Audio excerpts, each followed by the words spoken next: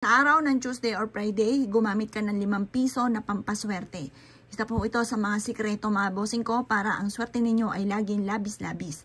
Ang bilog mga bossing ko ay pabibilisin ito ang takbo ng magandang kapalaran lalo na sa pera. Ang silver ay nagtataboy ng mga bad spirit, nag-a-attract po ito ng swerte lalo na sa pera. Ito po mga bossing ko, ang silver ay takot din po dito yung mga gumagamit ng black magic.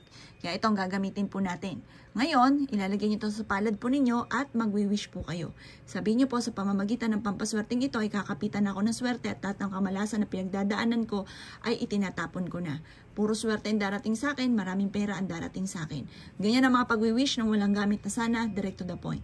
Simula na ito na aking tagumpay, simula na ito na aking pag-asenso, hindi na ako maghihirap pa, makakamit ko ang lahat na aking mga ninanais. At pagkatapos nyo po mag-wish mga bossing ko, ibilad ito sa sinag po ng araw at ito ang gagawin na nating lucky charms yung 5 pisong ito mga bossing. Pwede nyo rin siyang sulatan dito ng 8, nakagaya ng ginagawa ko mga bossing. Sulatan nyo siya ng 8, kahit dito lang mismo, wag yung tao. Kasi yung tao mga boss, yan yung magtatawag ng swerte, lalo na sa pera. Ito po, para hindi po siya napapasama sa mga pambayad sa jeep, para hindi po siya napapasama.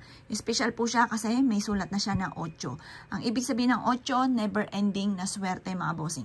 Kaya kung nais ninyo na never ending ang swerte, ito ang kailangan po ninyo mga bossing ko, ang baryang ito. Makakatulong po ito para makamagnet na swerte lalo na sa pera.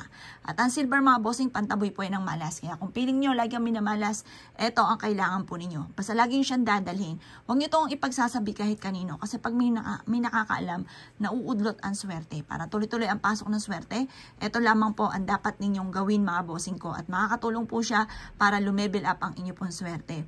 Ito pa mga bossing ko ay gawin nyo ng Tuesday or Friday ng alas 7 ng umaga. At ang paggawa ng pampaswerte ay hanggang alas 8 lamang po ng umaga. Yung 7 mga bossing, panungwit ng swerte. At kapag may swerte ka na, tuloy-tuloy na ang pasok ng swerte. Asya mga boss, good luck pa sa inyo po lahat.